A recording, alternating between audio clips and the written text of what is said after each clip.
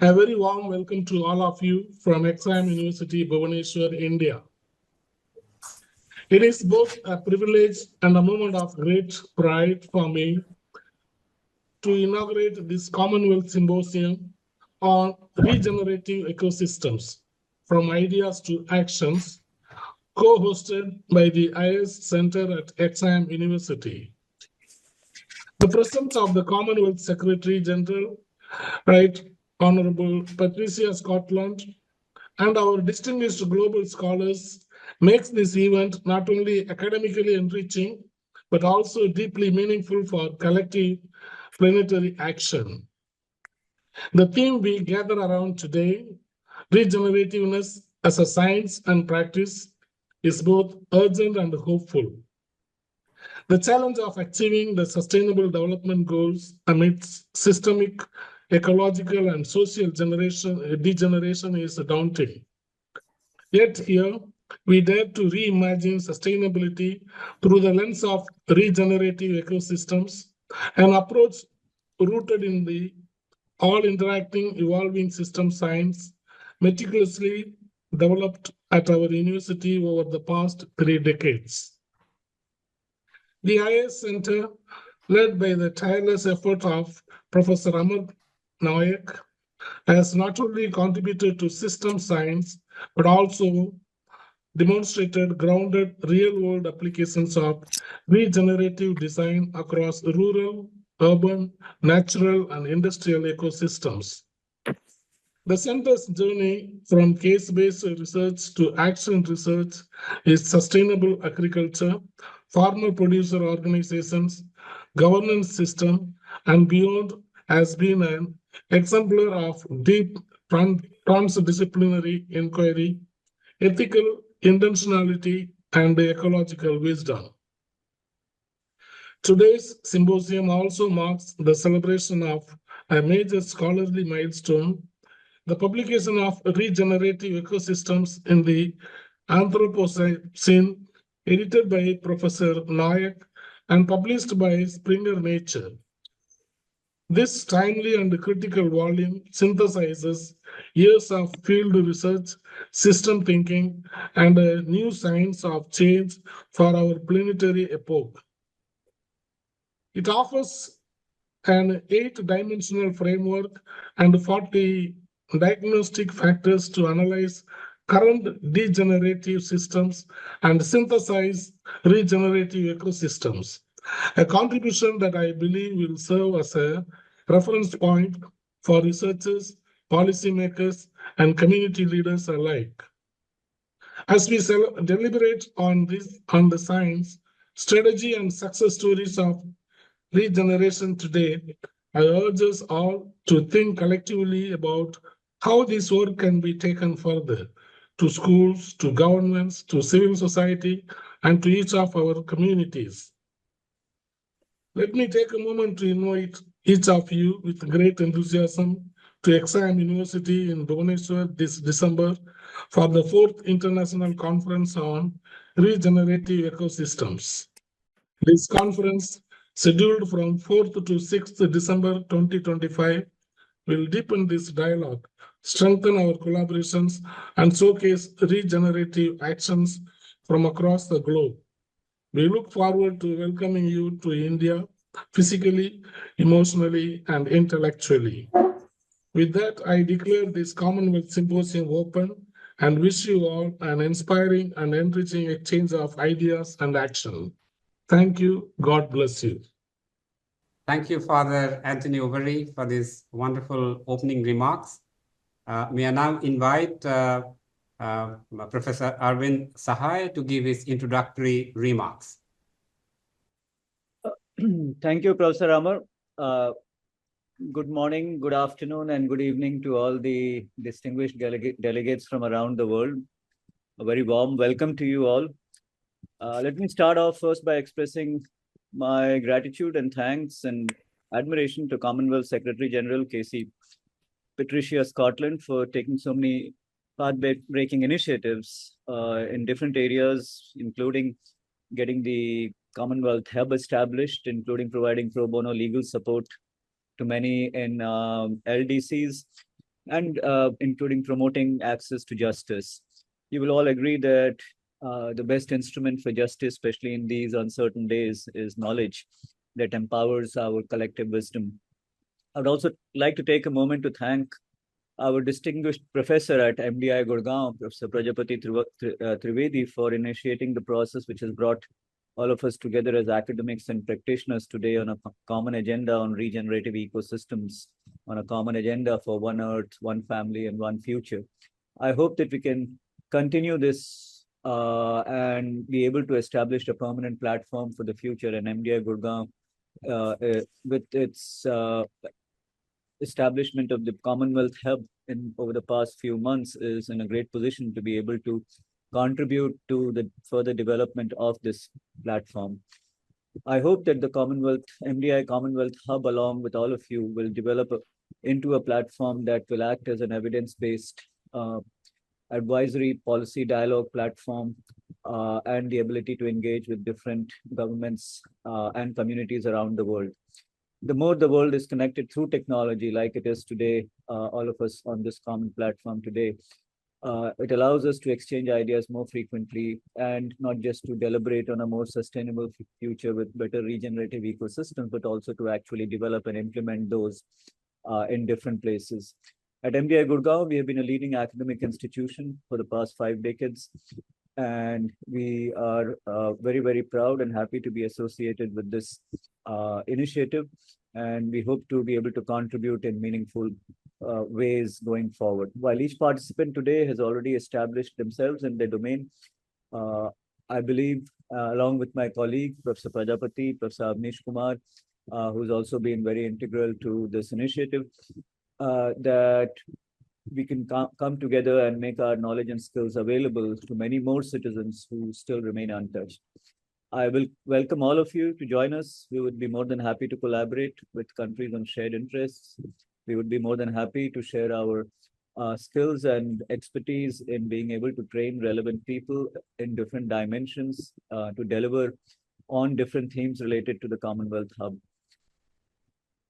Since I am on the road just now, I may need to log off in the middle, but I would love to meet each and every one of you in person, should you happen to be in the neighborhood. So I would like to take this opportunity to invite all of you to visit us at MDI Gurgaon. Thank you very much, and wishing Professor Amar Nayak, Professor Tony, Professor Nashimuthu, and all the other authors, my colleagues, Professor Avnish Kumar and Professor Prajapati Trivedi, every success in this endeavor. Welcome again to this conference. Thank you, Professor Arvind Sahai, for this really nice introductory remarks. I now invite Professor Trivedi, Prajapati Trivedi, to give his welcome address. Thank you very much. Can you hear me, Professor Nayak? Yes. Well, first of all, I have to start by thanking the Vice Chancellor of XIM and, of course, the Director, of course, of MDI, Professor Sahai, who's a dear friend and a big supporter of this initiative. But above all, of course, the Secretary General, who has so kindly given her time. I mean, this is her 9th year in being in the Secretariat, and you would think it's her first. I mean, the commitment she has and to this effort, to other efforts, is just to be seen, to be believed type of commitment.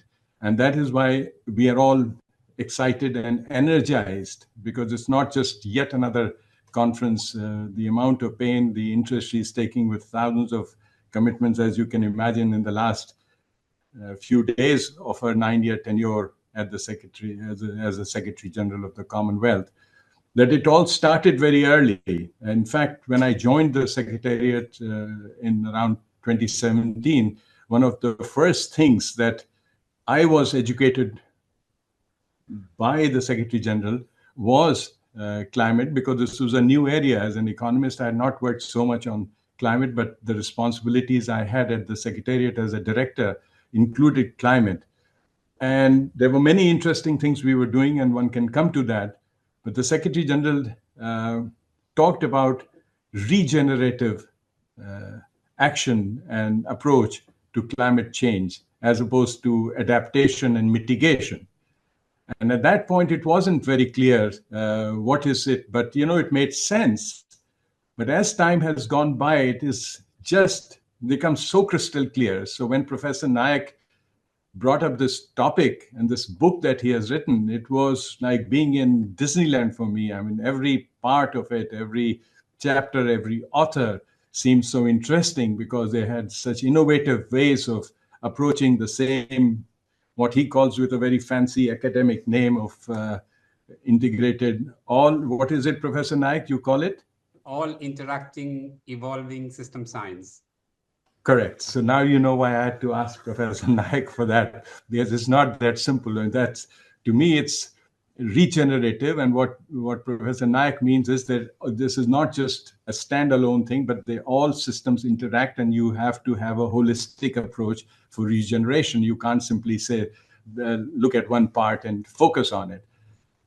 But the journey that started, and the Secretary General at that point brought up this topic, and there was enormous opposition, not opposition, but intellectual opposition to this position that, it's not that important, and why are we focusing on this? And perhaps the Secretariat should focus on the traditional approaches of mitigation and adaptation. But she stuck onto it. And it became clear to me when I visited her home state, Dominica, that it became absolutely crystal clear, because there are certain situations where adaptation and mitigation won't work. I mean, as you may recall, Dominica was hit by a Category 5 hurricane a few years back, and 250% of its GDP was wiped out. And I said it correctly, it's 250% of the GDP. When it happens in other parts of the world, it's 16%, 10%, and it's news that 8% of the GDP or even 4% of the GDP. Here, 250%, correct? So, and then, what do? Do you work on adaptation, mitigation when everything has been wiped off? You have to work on regeneration. But I thought that was the genesis of her concern and intellectual belief in regenerative efforts. But it goes much deeper, and even for other things, it has to be. I leave that to her. I'm here, first of all, to welcome everyone on behalf of the Commonwealth. This is going to be a very large audience. People are going to be watching this over and over again, and we will have to respond to them over time. So this is just an introduction to this whole idea. But above all, I also wanted to take this opportunity to thank the Secretary General of the Commonwealth, who without hesitation, without a minute of hesitation, has given us unstinted support in this thing, and will continue to do so in this area. And she has been a remarkable leader. For those who may not know in the community that we are dealing with and talking to right now, she is a person, even in these last days, I'm learning things which I had not known about her. A remarkable career. Everybody knows that she was the first Black woman to be given this, what they call the silk, but it is to become the what we call senior advocate in Supreme Court in India, the Queen's Counsel or the King's Counsel now. But that's besides the point. She has so many firsts, and then we were recounting that as a first that she has done in her life, that it is hard to keep track of her. And I will simply say that, to me, the remarkable thing is that she was the first woman Attorney General of the United Kingdom in 700 years. There are things that I know only make this seem less significant. And she has done many things which have been even bigger and better.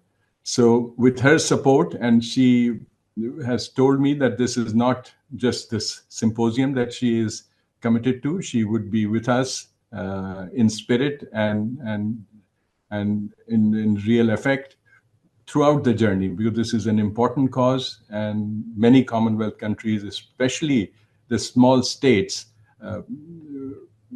think this is a very valuable cause. And as you know, that of the 56 countries that are members of the Commonwealth, around 30 plus 33 states are small states.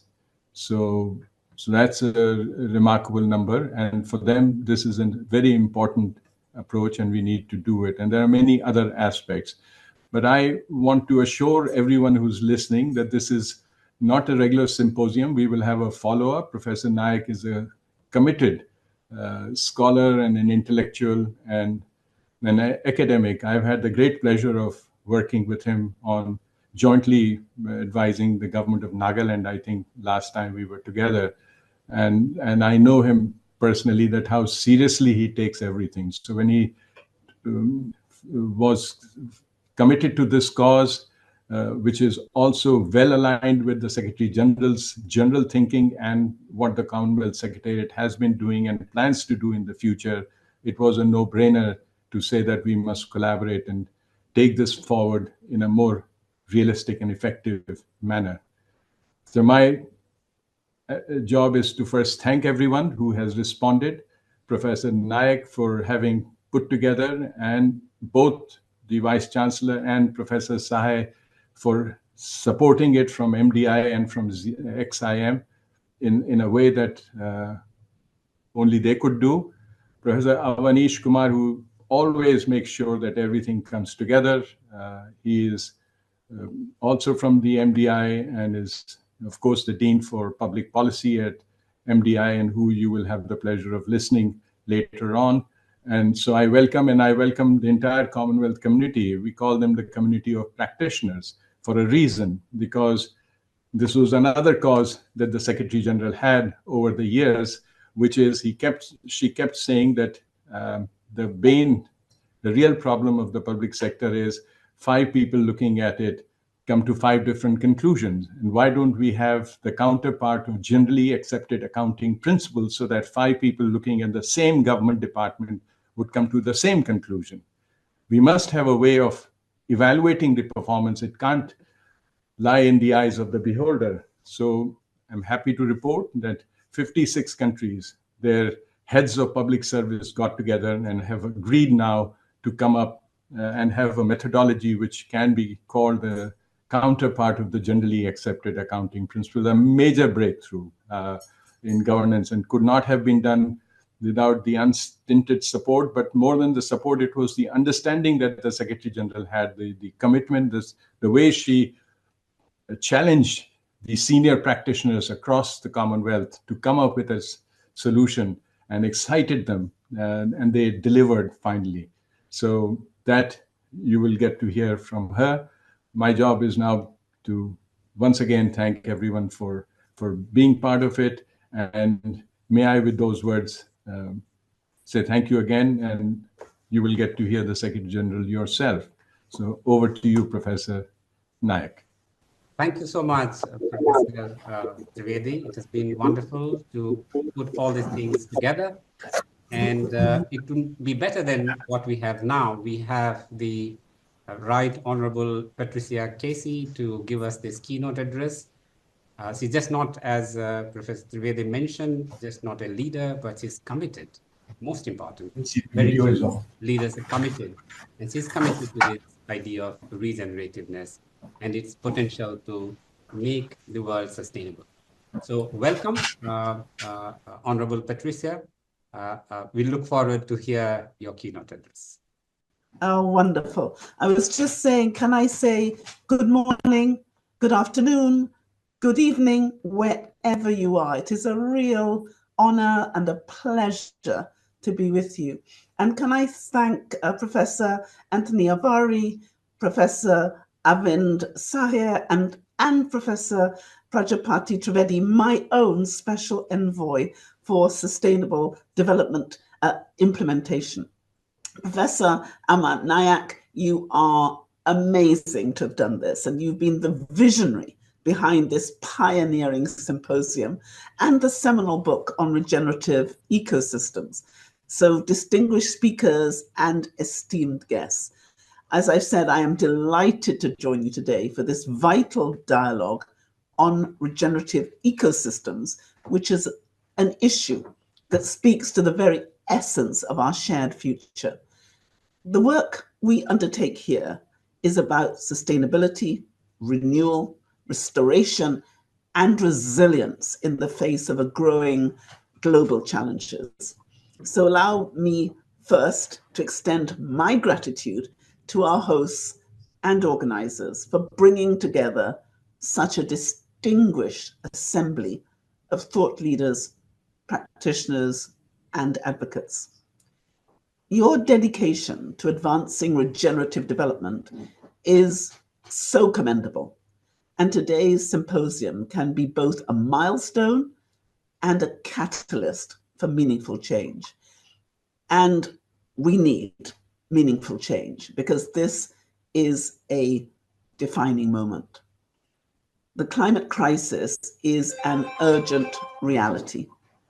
The devastating impacts of environmental degradation, biodiversity loss, and extreme weather events are felt across the Commonwealth and the wider world, with our most vulnerable communities bearing the greatest burden. For those of us from small island states, the meaning of regeneration is not theoretical, it is existential. And Prajapati Trivedi, my dear friend and professor, has already told you that I have seen firsthand the catastrophic aftermath of Hurricane Maria in Dominica, where 98% of the roofs were destroyed and the economic loss amounted to more than 226% of the nation's GDP. But it's even deeper when you understand that immediately before, because this was in 2015, the Commonwealth of Dominica suffered from Tropical Storm Erica, which had destroyed 95% of the GDP. So within 2 years, that devastation had been repeated. And this, tragically, is not an isolated incident. It reflects a growing trend, but it is a stark example of what is at stake. Mitigation and adaptation alone will not suffice. We must go further, we must regenerate, and we must reverse the damage that climate change has created. And we must repair the damage already done whilst creating systems that will flourish for generations to come. And that is why regenerative development must become a central pillar of our approach to the Sustainable Development Goals. Regenerative development demands that we reimagine our relationship with nature, embedding sustainability into every facet of governance, policy, and community action. And it's about moving beyond rhetoric to real measurable outcomes. So this symposium is more than an intellectual exercise. It's a platform for actionable solutions. And I came to realize the real need for this in 2016. I had been privileged to talk to what was then 54 member states. For the 33 small member states of our family, they made it clear to me that it was an existential threat. And therefore, I put tackling climate change right at the beginning of my tenure as one of the most important challenges with which we had to grapple. But what I saw at that stage is there was no unity of view. And so I convened right at the beginning of my tenure a 3-day conference where we brought all of the most interesting and diverse thinkers on climate change together, because I understood that unfortunately we all appeared to be working in silos. The climatologists, the oceanologists, those doing symbiotic economy, those doing circular economy, the biomimicries. But no one had brought all those different disciplines together to understand that we needed all of it, not just some of it. And so at the end of that 3-day hard work between all those experts, we came to a profound understanding that adaptation and mitigation would not cut it, that it was likely that the speed with which the changes were happening would outpace the expectations we had now. And therefore, we had to be more regenerative, we had to be more focused, and we had to reverse this negative impact. That was something, when I said it in 2016, people found difficult to accept. But I saw from all this fantastic work that was being done across the Commonwealth that we needed to work on land, on sea and air, and we had one common earth, and we had to understand the interaction between all the different facets. And therefore, Common Earth was born with the view of helping our members to understand how to reverse it, not just adapt to it. And where are we now today?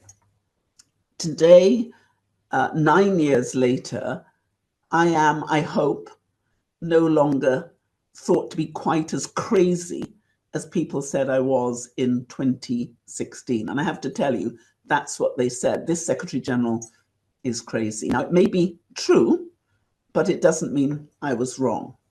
So if you look at all the practitioners who've come together, I think we do have a responsibility, indeed an obligation, to translate our discussions today into concrete steps that will transform lives and landscapes across the Commonwealth. And as you know, one of the defining themes of my tenure has been a relentless focus on implementation. There is no point us just telling people that this is what we should do if we don't create a pathway for them to actually implement it. And the thing that I've learned in the last 9 years, and the thing I know about those of us who have come together today, is we can do this if we choose, because of the immense talent and expertise which we can bring together. And I really do take pride in the progress we have made in equipping governments with the tools they need to measure and enhance performance. I have never found resistance to member states wanting to do this. They do. But then they've said to me, I understand that, Secretary General, but you tell me how. How do I do this? How do I do it when I don't have the human capital? I may not have the money, and I don't know how to structure it because I lack some of the opportunities to do that. And what I realized is individually, we may not have the capacity, but collectively, there is almost nothing we cannot do. And we demonstrated that when we came together and created the Commonwealth's generally accepted performance principles, which Professor Trivedi has already referred to, because we use those to provide a shared framework for assessing the effectiveness of regenerative policies, ensuring accountability and driving tangible results. Many of you here today are part of the community of practitioners. You have undergone rigorous training on the Commonwealth Toolkit for Government Performance Management. You are the change makers who will take these ideas beyond this symposium and into the real world.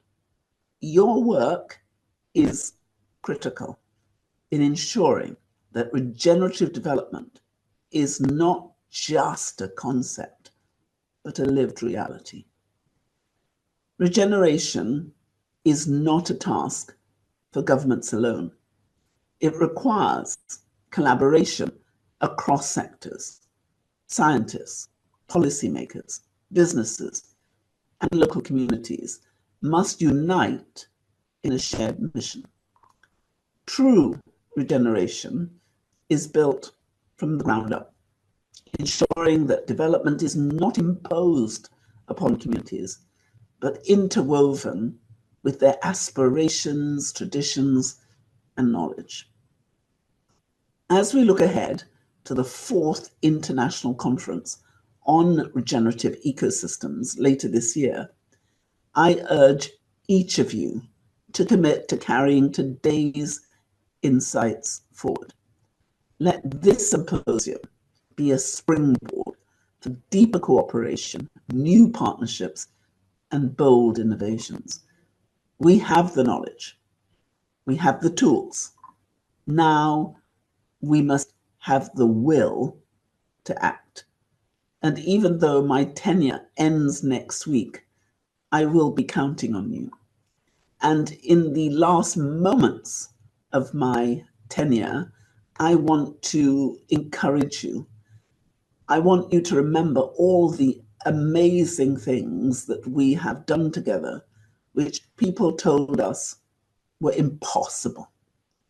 I want you to remember what Nelson Mandela said. He said, the impossible is only impossible until it's done. And I really believe in the strength and the passion and the acuity of the people of our world to find the solutions. We have many of those solutions now. If you look at the analysis we've been able to make of the geospatial data, we're better able to predict, we're better able to prevent the impact of AI, which we reasonably anticipate is going to add about 15.7 trillion onto the global economy by 2030. We can do this if we choose. And so for the sake of our common earth, for the prosperity of our Commonwealth, You can and listen. for the welfare of future generations, let us not just to sustaining what remains, but to restoring what we have lost. And I want to thank you so warmly, not just for what you have already done, but what I know this symposium will achieve for the future. And I think that this day, this symposium, this start, will be remembered as the starting gun for the change that we need to see. And I will remain with you in spirit, and I commit to doing whatever I can to make sure that the flame that we start today does not go out. And so thank you, everybody, for everything you've done in the past, everything you're doing now. But as I said earlier, my biggest thanks will go to you for what you will do in the future as a result of this symposium. And I know there'll be challenges, and at moments when it gets difficult and you are thinking you'll give up, please remember that on behalf of 2.7 billion people of the Commonwealth, I said thank you in advance. So thank you. Thank you so much. Thank you so much. A round of applause for Honorable Patricia Casey. Thank you indeed. And as you rightly said, regenerativeness is a need, and it is achievable, and we can do it collectively, together. And that's, I think, the beauty of her experience, expertise, and most importantly, the vision and commitment. She had the vision of how to get this problem sorted, this crisis sorted out. And there is science, there is methods, there is knowledge, there is practice. We just have to come together to be able to do it. Thank you so much for this wonderful address to this group. One more round of applause to ma'am.